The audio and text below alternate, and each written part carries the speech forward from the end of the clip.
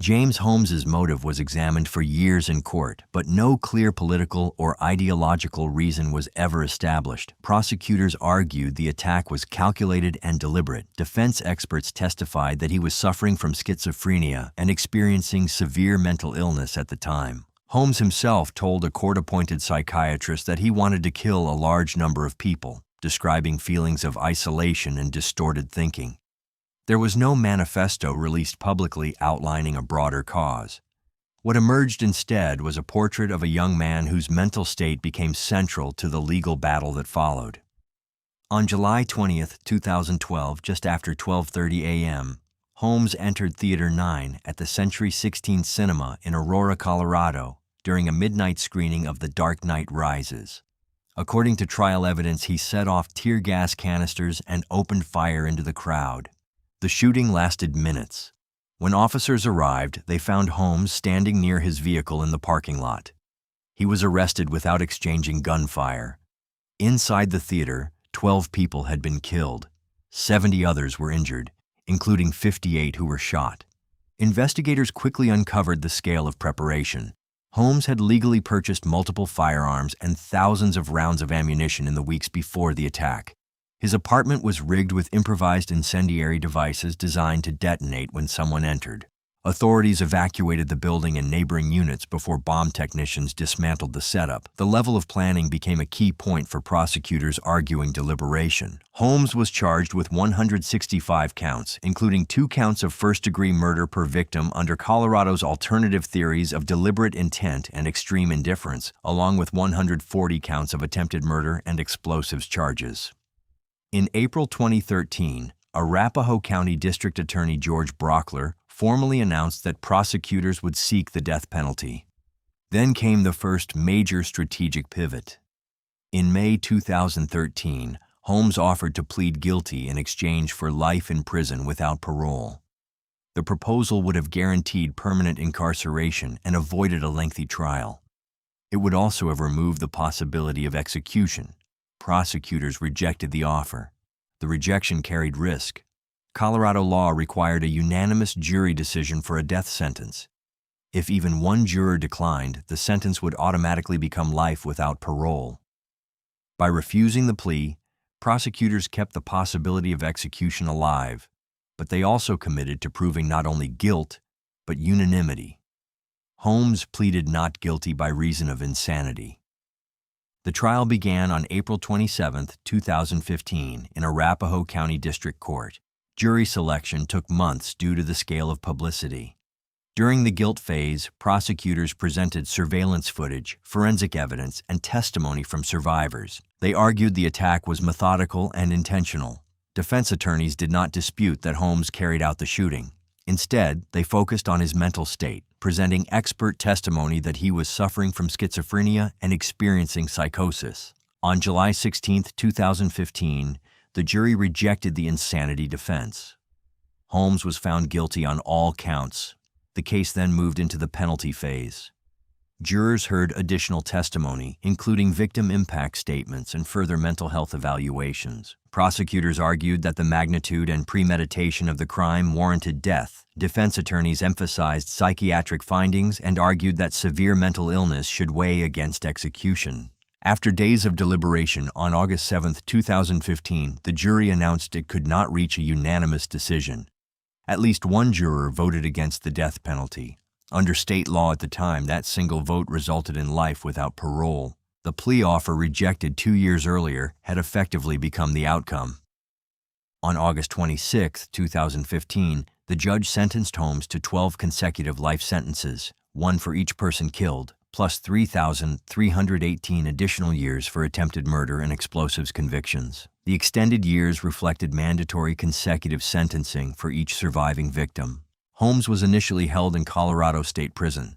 After being assaulted by another inmate in 2015, he was transferred to federal custody for protective housing. He remains incarcerated and is not eligible for parole. In March 2020, Colorado abolished the death penalty.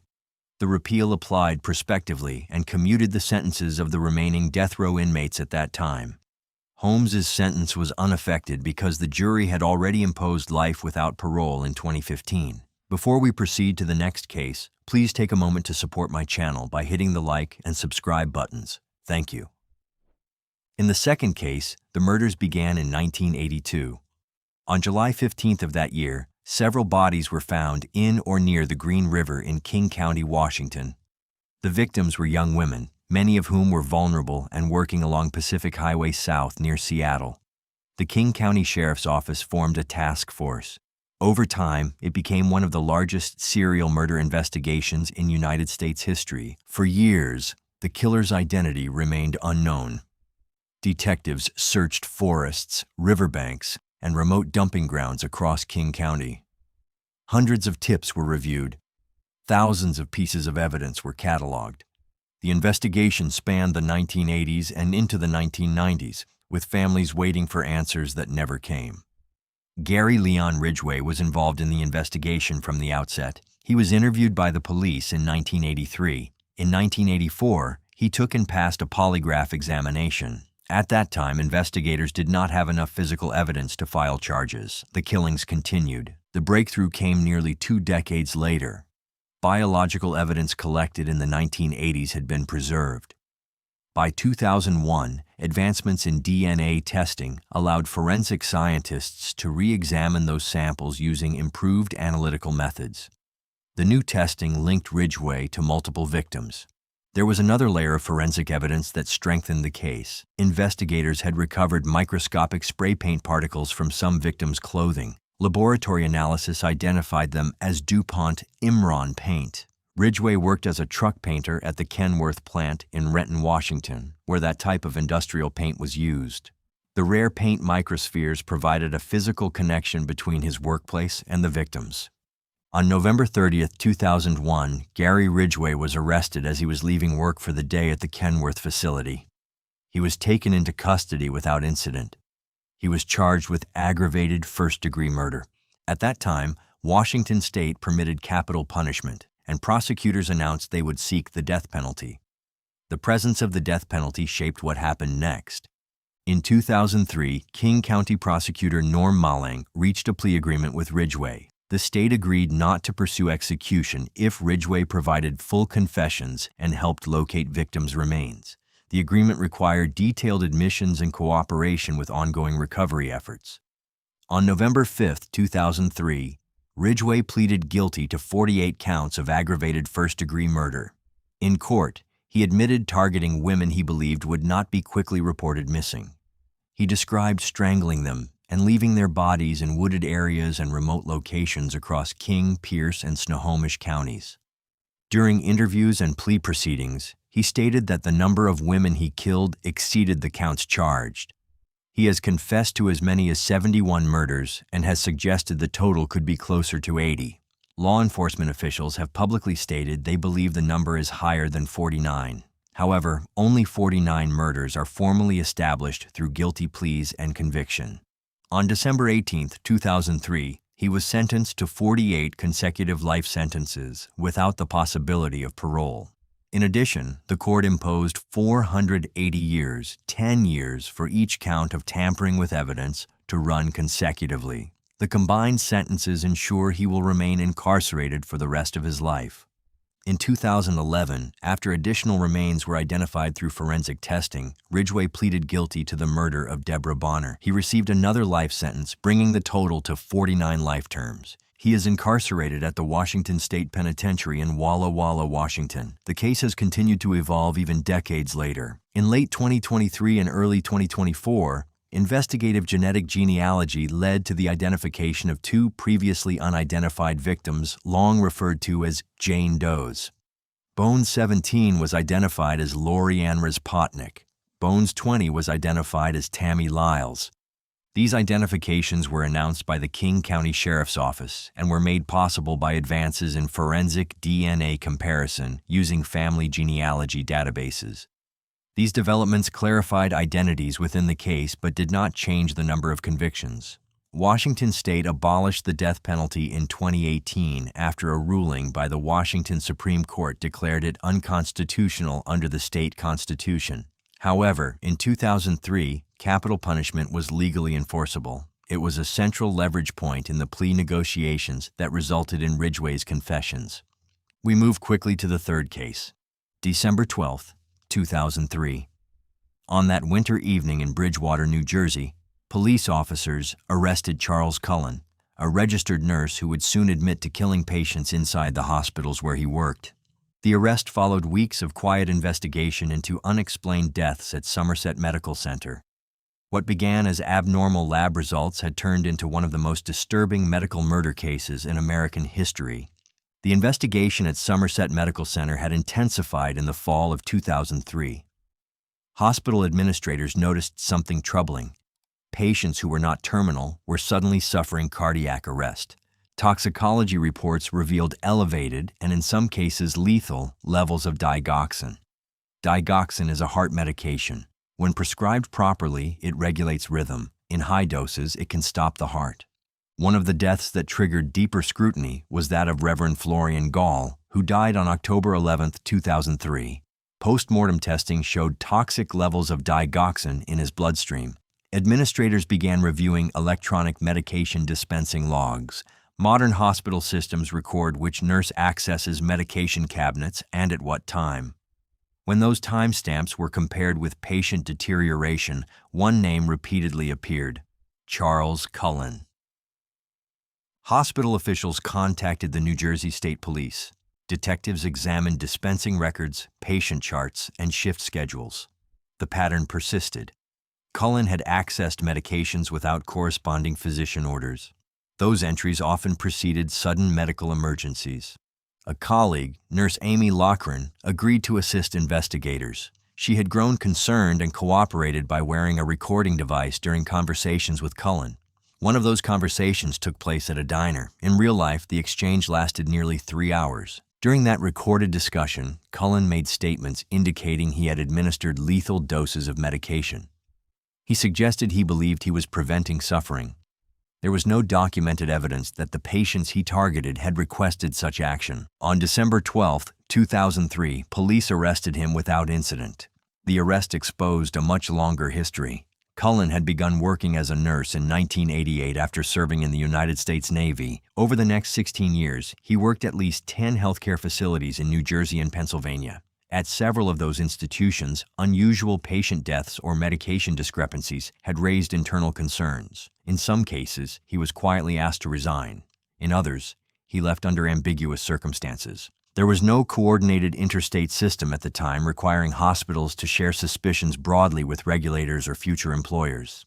That gap allowed Cullen to secure new positions even after prior concerns had surfaced. After his arrest, Cullen began confessing. He described administering overdoses to patients at multiple hospitals. Prosecutors in New Jersey and Pennsylvania reviewed cases connected to his employment history. Many suspected victims had been cremated, preventing further toxicological testing. In other instances, medical records were incomplete. Those limitations made prosecution in every suspected case impossible. Between 2004 and 2006, Cullen entered guilty pleas to 29 murders, 13 in New Jersey and 16 in Pennsylvania. In exchange for those pleas, prosecutors agreed not to seek the death penalty in New Jersey. The structured plea agreements ensured permanent incarceration. In March 2006, a New Jersey judge sentenced him to 11 consecutive life terms. Pennsylvania courts later imposed additional life sentences, bringing the total to 18 consecutive life sentences. He remains incarcerated at New Jersey State Prison in Trenton and is not eligible for release. During interviews, Cullen stated he had killed at least 40 patients. Investigators later suggested the number could be much higher, possibly in the hundreds, based on mortality data and the number of facilities where he worked. Some officials publicly referenced a possible total approaching 400 victims. However, that larger figure remains an investigative estimate.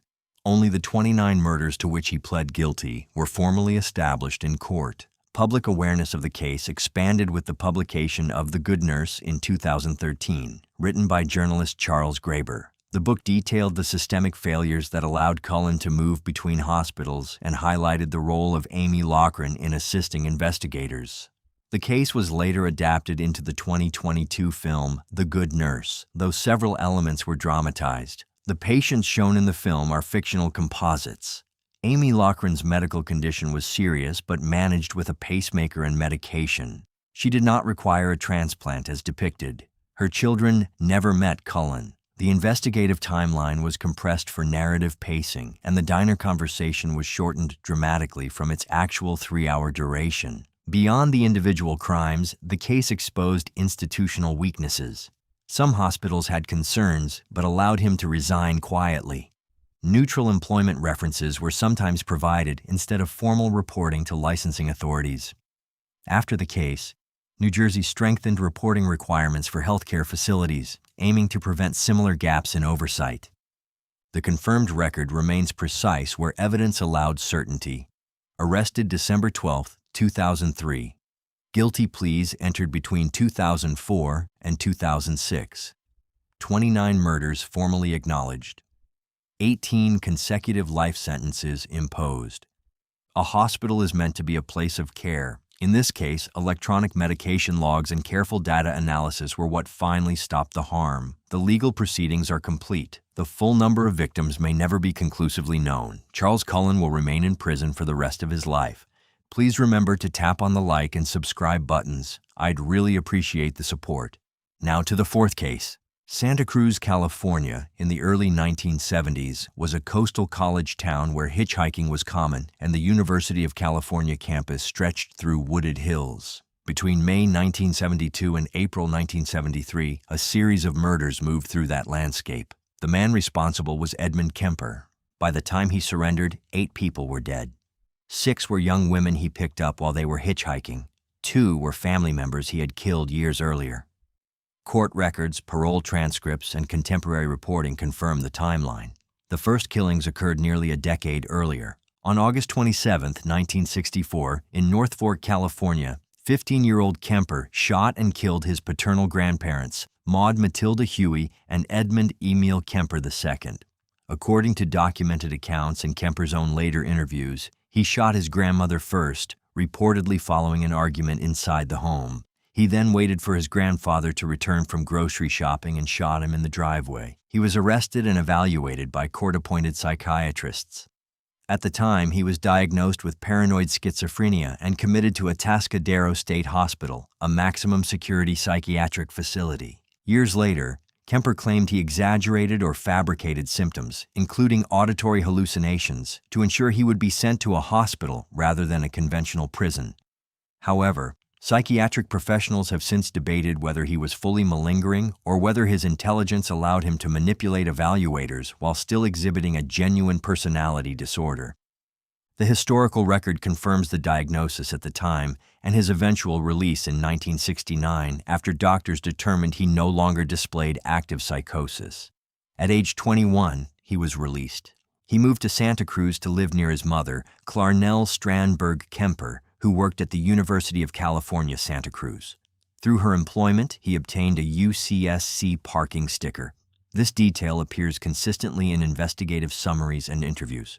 The sticker made him appear affiliated with the university when he drove on campus roads. Kemper worked various jobs, including employment with the California Highway Department. He stood 6 feet 9 inches tall and weighed over 250 pounds. Despite his size, he was described as articulate and calm. He frequented bars popular with local law enforcement officers and became known socially to some of them. On May 7, 1972, 2 Fresno State students, Marianne Pesci and Anita Lucchesa, both 18, were hitchhiking in Berkeley. Kemper picked them up. He drove them into Santa Cruz County and killed them. Their bodies were later discovered in a remote area. On September 14, 1972, 15-year-old Aiko Koo was hitchhiking to a dance class. Kemper stopped for her. She did not return home. On January 7, 1973, he murdered Cindy Schall, who was 18. Less than a month later, on February 5, 1973, he killed Rosalind Thorpe and Alice Liu, both students at UC Santa Cruz. Archival records vary slightly regarding their ages. Rosalind Thorpe is most frequently cited as 23, though some early reporting listed her younger. Alice Liu is commonly cited as either 20 or 21. The variation reflects differences across contemporary news sources and later summaries. The pattern across the 6 Santa Cruz area victims was consistent. Kemper targeted young women traveling alone. He approached calmly. The UCSC parking sticker reinforced the impression that he belonged on campus. He drove to isolated areas before committing the murders. Santa Cruz was already experiencing heightened fear during this period due to multiple violent crimes occurring in the region. Public anxiety increased. Hitchhiking declined sharply. The final murders occurred inside his own home. On April 20th, 1973, Kemper killed his mother in her Santa Cruz bedroom while she slept. On April 21st, her friend Sarah Hallett arrived at the house. Kemper killed her as well. On April 23rd, 1973, he drove to Pueblo, Colorado. From there, he telephoned the Santa Cruz Police Department and confessed. Because he was known socially to some officers, the initial call was not immediately treated as credible. He called multiple times before authorities understood the confession was genuine. He provided specific details that had not been publicly released. He remained in Colorado until officers took him into custody. Legal proceedings followed. Kemper was evaluated and found legally sane and competent to stand trial. On November 8, 1973, he pleaded guilty to 8 counts of first-degree murder. In January 1974, he was sentenced to 8 concurrent life terms.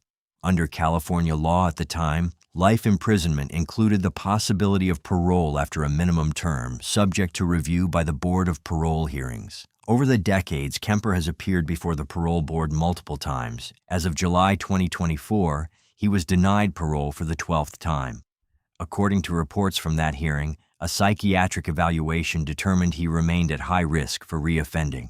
The board again found him unsuitable for release. Recent 2024 reporting also indicates that Kemper is in poor health. He has reportedly suffered a stroke, uses a wheelchair, and has been diagnosed with coronary artery disease. Despite these medical conditions, his life sentences remain in effect. He remains incarcerated at the California Medical Facility in Vacaville.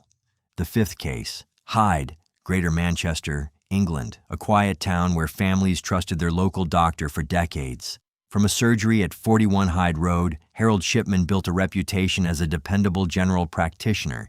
Patients welcomed him into their homes without hesitation. Elderly residents relied on him not just for prescriptions, but for reassurance, conversation, and comfort during vulnerable moments. He attended routine appointments. He made house calls. He certified deaths. In a community where familiarity mattered, he became part of the fabric of daily life. Between 1975 and 1998, investigators would later conclude that the same doctor was responsible for at least 215 deaths. Many of the victims were elderly women under his long-term care. In each case, the circumstances initially appeared natural. Death certificates were signed. Funerals were arranged. Grief followed the expected path. Nothing suggested a pattern until one case disrupted the silence. On 31 January 2000, at Preston Crown Court, Shipman was convicted of murdering 15 patients and forging a will.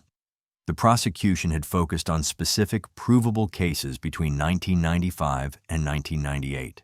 Evidence showed that he administered lethal doses of diamorphine and altered medical records to conceal what he had done.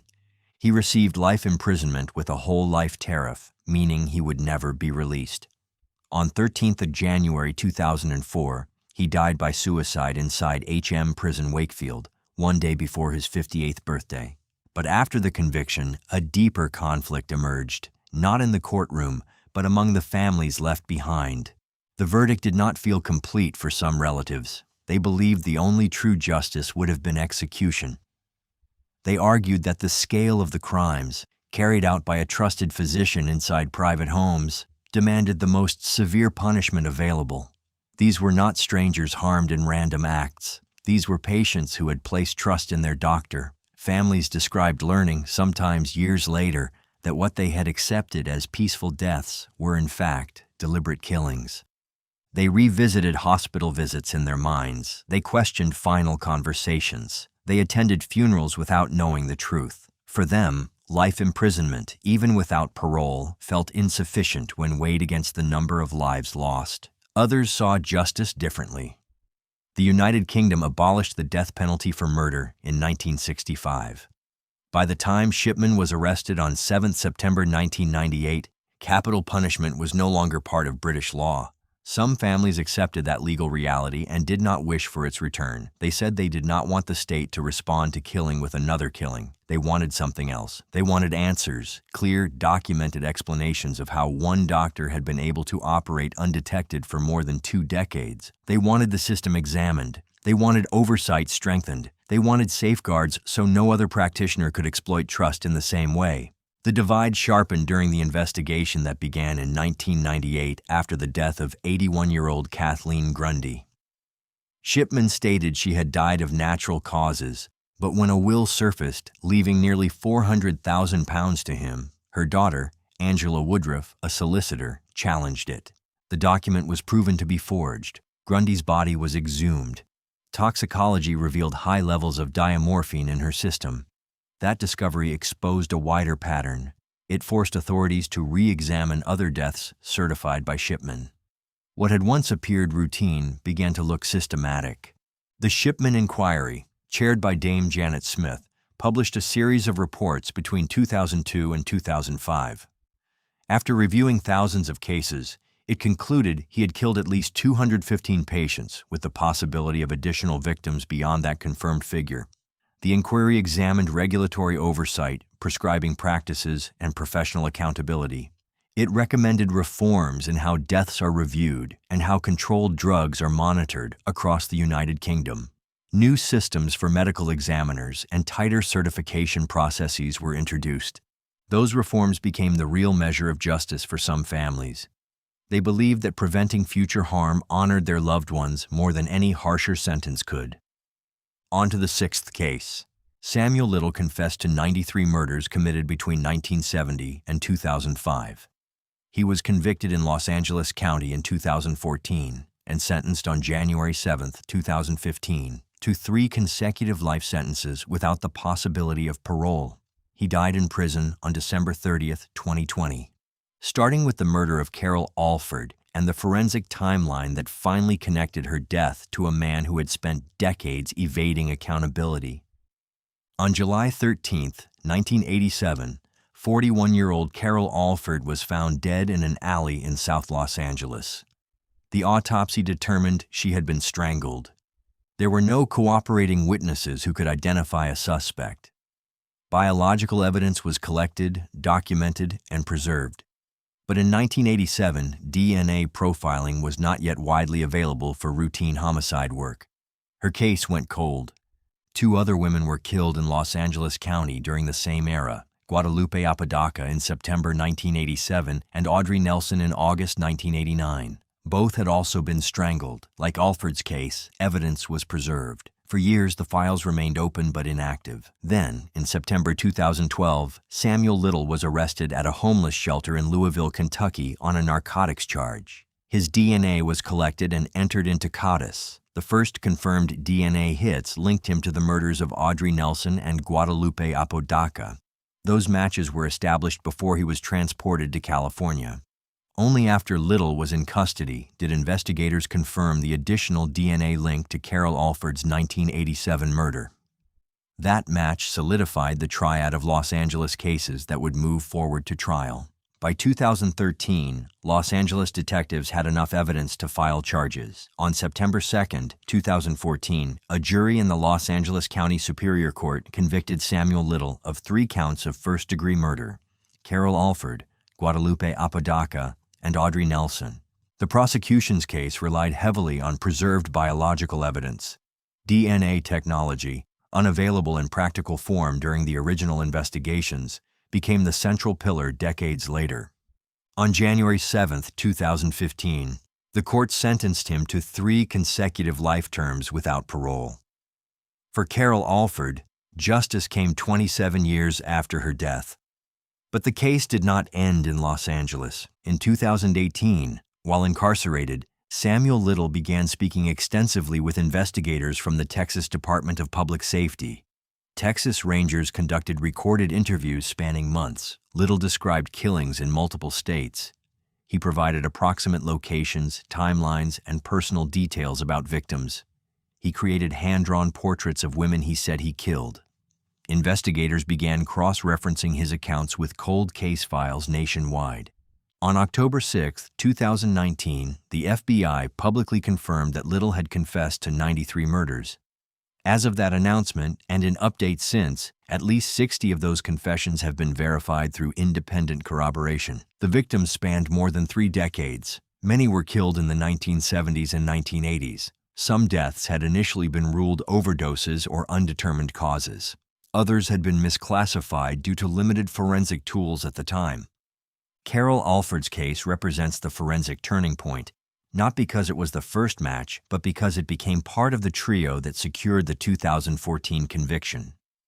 Without the Nelson and Apodaca DNA hits in 2012, Little might never have been charged in Los Angeles. Without the confirmation of Alford's DNA link while he was in custody, the prosecution would not have had 3 counts to present at trial.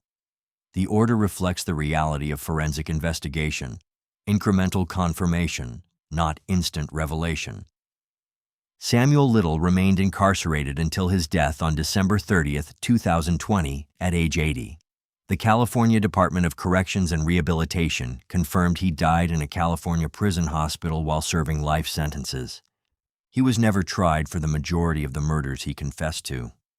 Many cases remain under investigation. Attention shifts to the 7th case. Kansas had abolished the death penalty in 1965. It was reinstated in 1994. However, the reinstatement applied only to crimes committed after the law took effect. All 10 of Rader's murders occurred between 1974 and 1991, during the period when Kansas did not authorize capital punishment. That single legal fact shaped everything that followed. On February 25, 2005, police arrested Dennis Rader near his home in Park City, Kansas. For decades, he had lived quietly, a city compliance officer, a church council president, a husband and father. But inside a Sedgwick County courtroom on June 27, 2005, he admitted to 10 murders committed in Wichita over a span of 17 years. There would be no death penalty phase, no capital sentencing hearing, not because the crimes were less severe, not because prosecutors hesitated, but because Kansas law, at the time the murders were committed, did not allow it. January 15, 1974, the Otero family. The first known murders took place on January 15, 1974. Joseph Otero, 38, Julie Otero, 33, and 2 of their children, Joseph Jr., 9, and Josephine, 11, were bound and strangled inside their Wichita home. Another child survived because he was at school. The crime shocked the city. It appeared deliberate and controlled. Months later, in October 1974, a letter was discovered inside a book at the Wichita Public Library. The writer claimed responsibility and suggested a name for himself: BTK, bind, torture, kill. He wanted acknowledgement. The murders continued. Catherine Bright was killed on April 4, 1974. Shirley Vian on March 17, 1977. Nancy Fox on December 8, 1977. After an extended pause, Maureen Hedge was killed on April 27, 1985. Vicki Wagerly on September 16, 1986. Dolores Davis on January 19, 1991. Each case involved binding. Each involved strangulation. Each deepened the fear in Wichita. After January 1991, the killings stopped. For 13 years, there were no confirmed communications. In March 2004, a letter arrived at the Wichita Eagle. It referenced the Otero murders and included crime details not publicly known. More packages followed in the months ahead. In one message, the sender asked law enforcement through the media whether a floppy disk could be traced. Investigators publicly responded that it would not. In February 2005, a purple 1.44 megabyte floppy disk was mailed to a local television station. Digital forensic analysis recovered metadata from the disk. It included the name Dennis and references to Christ Lutheran Church. Church records identified a council president, Dennis Rader. Investigators obtained a court order to collect a DNA sample from Rader's daughter using a medical specimen stored at a Kansas clinic. The sample was compared to semen evidence preserved from the 1974 Otero crime scene. The results were consistent with a familial match. On February 25, 2005, officers stopped Rader's vehicle and placed him under arrest. The decades-long investigation ended quietly with a traffic stop. On June 27, 2005, Dennis Rader entered a guilty plea in Sedgwick County District Court to 10 counts of first-degree murder. There was no plea agreement. He described each crime in detail before the court.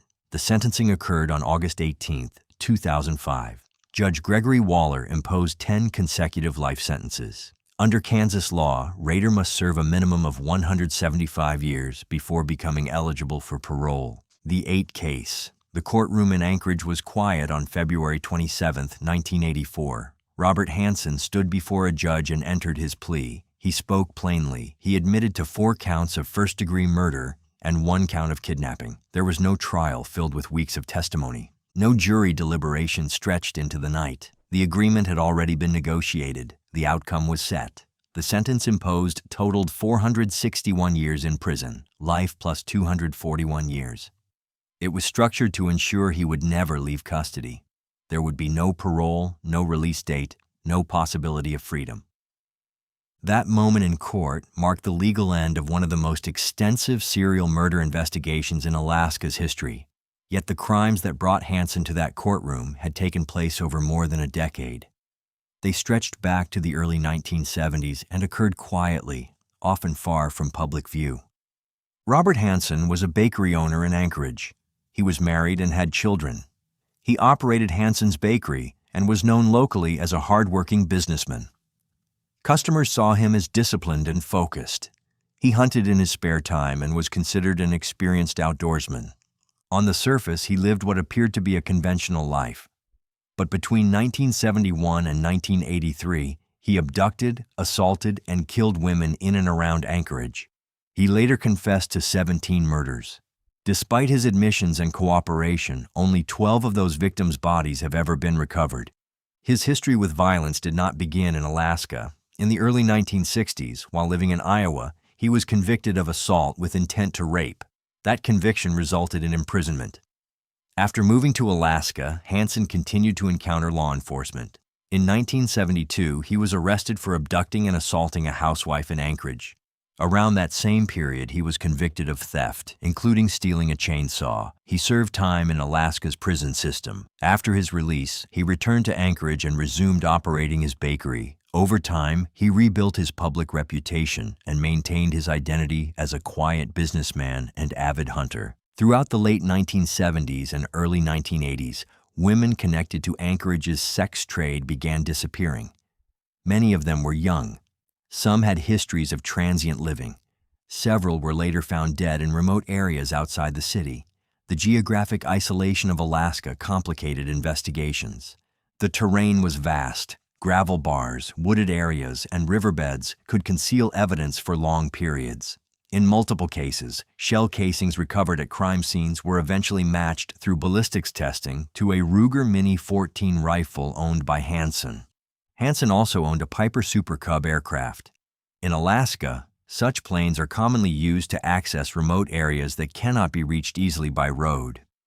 Investigators later confirmed that some victims had been transported by plane to isolated regions, particularly near the Knik River. Hansen admitted that in certain cases, he released victims into the wilderness before shooting them. Investigators believe this pattern was most consistently associated with victims taken to that specific area. In other cases, the killings occurred under different circumstances and at different sites.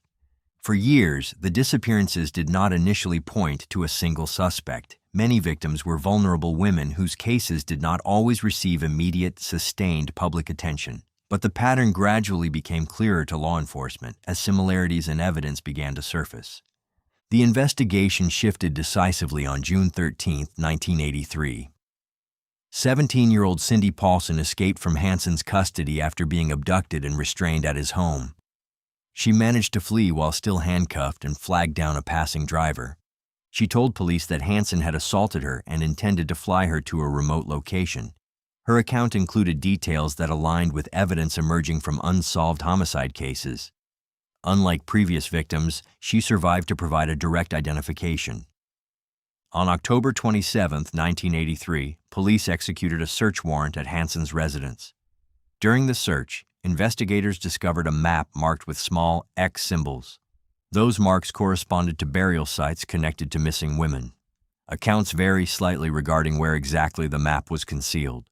Some reports state it was found in the attic, others indicate it was hidden behind a headboard. Regardless of its precise location within the house, investigators confirmed that the markings matched remote sites tied to victims. Police also recovered jewelry belonging to missing women and firearms later connected to crime scenes through ballistics analysis. Faced with growing physical evidence and corroborated survivor testimony, Hansen confessed. He admitted to 17 murders.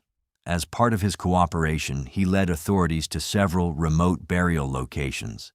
12 bodies were ultimately recovered. 5 victims' remains have never been located, despite search efforts informed by his admissions.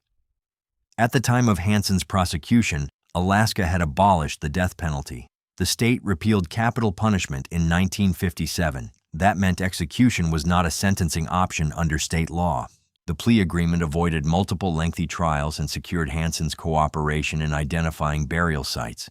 In exchange for pleading guilty to selected charges, additional murder counts were not separately prosecuted. After sentencing, Hansen was incarcerated at Spring Creek Correctional Center in Seward, Alaska. He remained in custody for decades.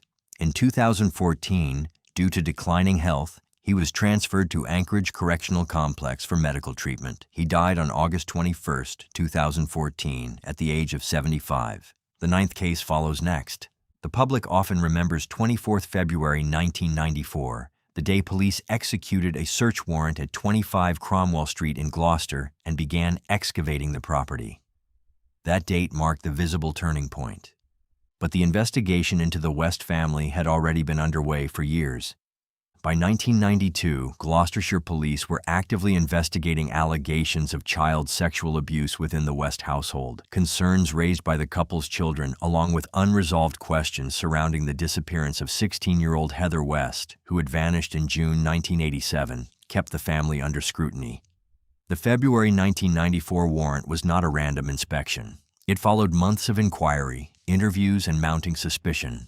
When officers entered the house, they were investigating abuse. They did not yet know they were about to uncover one of Britain's most disturbing murder cases.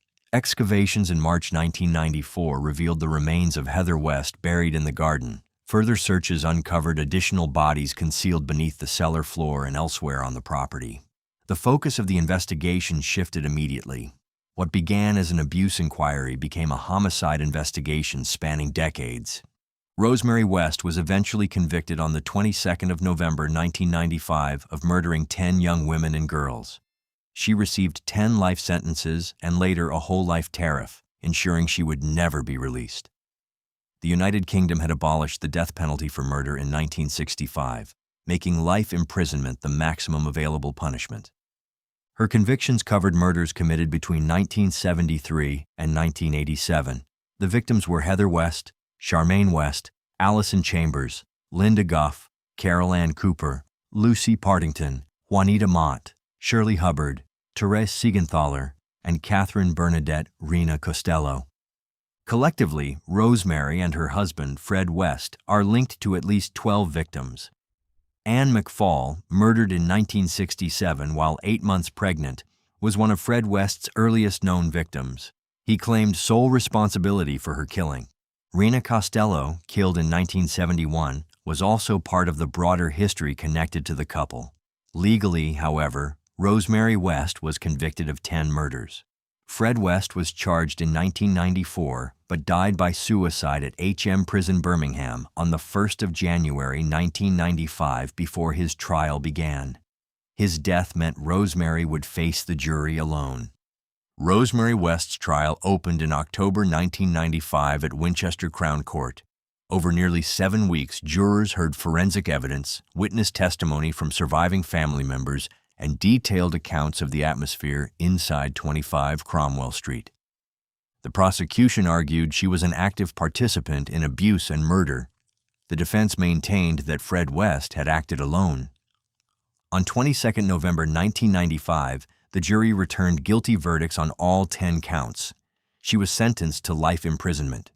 In 1997, the Home Secretary confirmed a whole life tariff, meaning she would spend the rest of her natural life in custody unless exceptional compassionate circumstances applied. At that moment, the legal process appeared complete. Yet even whole life orders exist within an evolving legal system. Rosemary West sought to appeal her convictions. In 1996, the Court of Appeal rejected her challenge. In 2001, she initiated another attempt but later abandoned it. No appeal has overturned her convictions. Under UK law, convicted individuals may seek leave to appeal if new evidence arises or if procedural errors are alleged.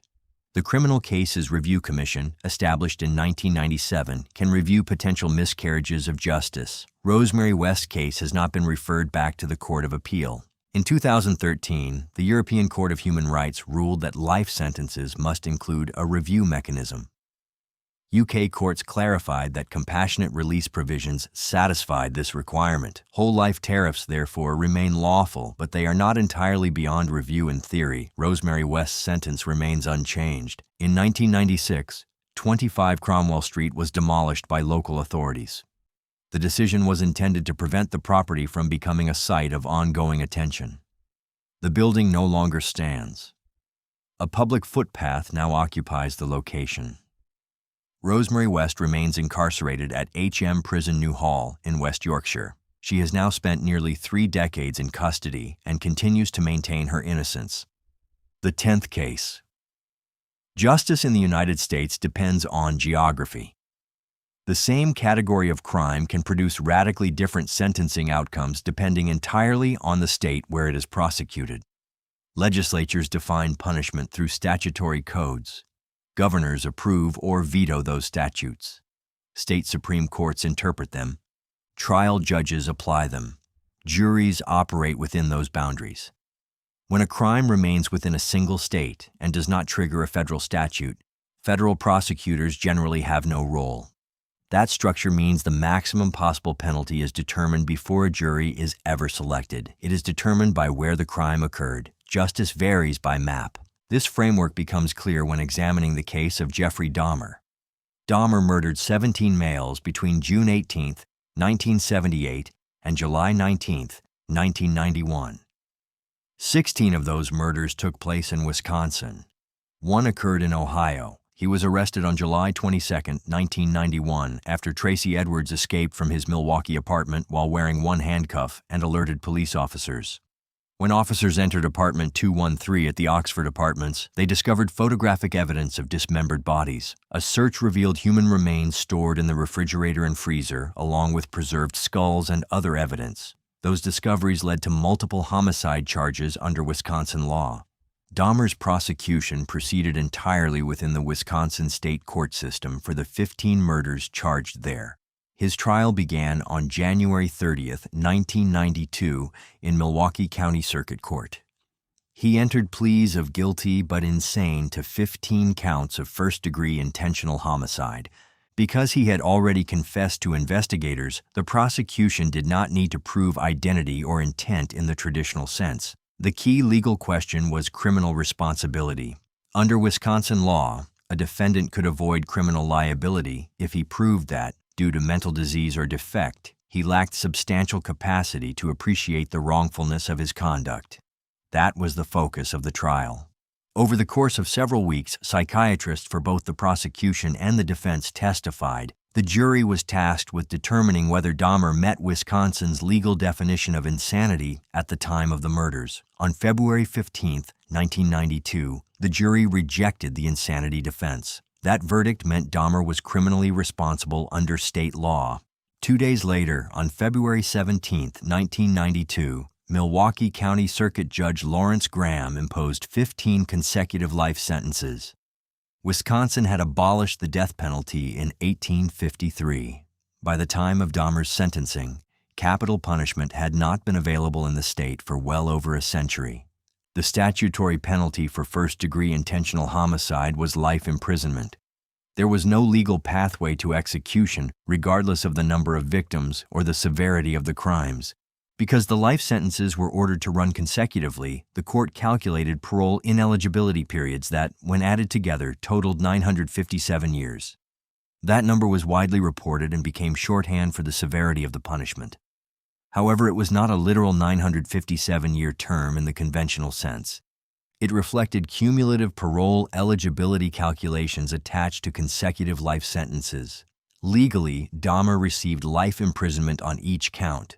The sentencing structure ensured he would never be released. The geographic dimension becomes more visible when comparing what Wisconsin law allowed in 1992 to what other states allowed at the same time.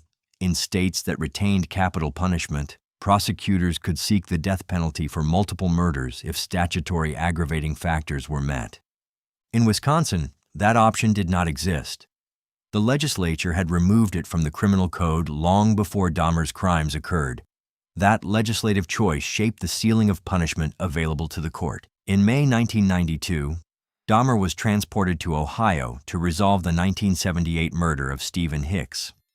He pleaded guilty there and received one additional life sentence. That sentence was ordered to run concurrently with the Wisconsin sentences. Even in Ohio, where capital punishment was available in 1992, prosecutors did not pursue a death sentence in that case. The conviction resulted in another life term. Dahmer was incarcerated at Columbia Correctional Institution in Portage, Wisconsin. On November 28, 1994, while assigned to a work detail cleaning a prison gymnasium bathroom, he was attacked by another inmate, Christopher Scarver. Dahmer suffered severe head injuries and was transported to a hospital in Madison, where he was pronounced dead. He was 34 years old. Now to the final case, the 11th case. Joseph James DeAngelo was a former police officer, a husband, and a father who lived for decades in suburban Sacramento.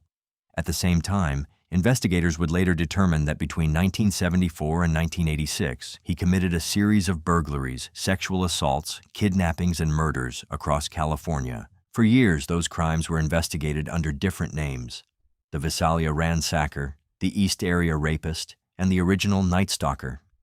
It was not until DNA evidence connected the cases that authorities confirmed they were committed by one person.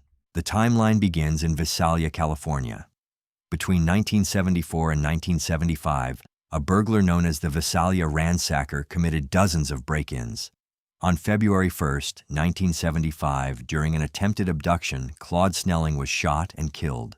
That homicide is included among the 13 murders to which DeAngelo later pleaded guilty. In 1976, the pattern shifted to the Sacramento area. Between 1976 and 1979, the offender who became known as the East Area rapist entered homes at night, often targeting couples. Victims were bound. Women were sexually assaulted. In 1979, similar crimes appeared in Southern California, but now the violence escalated to murder. These killings, committed between 1979 and 1986, led investigators to use the name Original Night Stalker. DNA testing in the early 2000s confirmed that the Northern California sexual assaults and the Southern California murders were connected. The offender's identity, however, remained unknown for more than a decade. The breakthrough came in 2018. Investigators uploaded preserved crime scene DNA to a public genealogy database. By identifying distant relatives and constructing family trees, detectives narrowed the search to Joseph James DeAngelo. On April 24, 2018, law enforcement detained him outside his home in Citrus Heights. He was formally booked in the early hours of April 25th. Discarded DNA collected from items he threw away matched the crime scene evidence. At the time of his arrest, he was 72 years old. The case was consolidated across multiple counties. On June 29, 2020, in Sacramento County Superior Court, DeAngelo pleaded guilty to 13 counts of first-degree murder. He also pleaded guilty to 13 felony kidnapping counts associated with robbery and admitted to 61 rapes. The plea agreement removed the death penalty from consideration. Victim counts in early reporting varied. Some reports initially referenced figures such as 48 or 51 victims, reflecting subsets of charged counts. However, during the consolidated prosecution, officials stated that DeAngelo admitted to committing crimes against 87 identified victims across 53 separate crime scenes. That number represents the comprehensive total of individuals formally acknowledged in court as victims of the admitted conduct. Broader investigative summaries have estimated that when counting burglaries, assaults, kidnappings, and related acts individually, the total admitted criminal acts could reach as high as 161. The court record centers on victims and crime scenes rather than tallying each separate behavior. Among the 13 homicide victims were Lyman and Charlene Smith. On March 13, 1980, Lyman Smith, 43, and Charlene Smith, 33, were killed in their Ventura County home. Lyman was a practicing attorney. Charlene was a former court clerk. The attack occurred during the early morning hours after the couple had gone to bed. Investigators determined that entry had been forced. Lyman was bludgeoned to death. Charlene was sexually assaulted and murdered. Their bodies were discovered later that morning by a 12-year-old boy who had come to perform yard work. At the time, the murders were investigated locally. There was no public confirmation that the case was connected to the Sacramento area rapes. The linkage would later be confirmed through DNA analysis. The Smith murders reflect the pattern present during the Southern California phase of the crimes: nighttime entry, restraint of victims, sexual assault, and lethal violence. Similar murders occurred in Santa Barbara, Ventura, Orange, and Contra Costa counties between 1979 and 1986. The 13 homicide victims included Claude Snelling, 1975, in Visalia; Brian and Katie Maggiore, 1978, in Rancho Cordova; Lyman and Charlene Smith, 1980, in Ventura County; Cherry Domingo and Gregory Sanchez, 1981, in Santa Barbara County; Keith and Patrice Harrington, 1980, in Orange County; Manuela Withun, 1981, in Irvine; Janelle Cruz, 1986, Irvine; Robert Offerman and Deborah Manning, 1979, in Goleta. These cases were consolidated in the 2020 plea. When D'Angelo entered his guilty plea on June 29, 2020, proceedings were held in a large ballroom at California State University, Sacramento, due to COVID-19 restrictions. Survivors and family members attended. Each count was read aloud. D'Angelo responded repeatedly with the words, "I admit." On August 21, 2020, the court sentenced him to 11 consecutive life terms without the possibility of parole, along with additional consecutive life sentences for other counts. The sentence ensures that he will remain incarcerated for the remainder of his life. He was later transferred to California State Prison Corcoran. Thanks for watching. Please like and subscribe to the channel.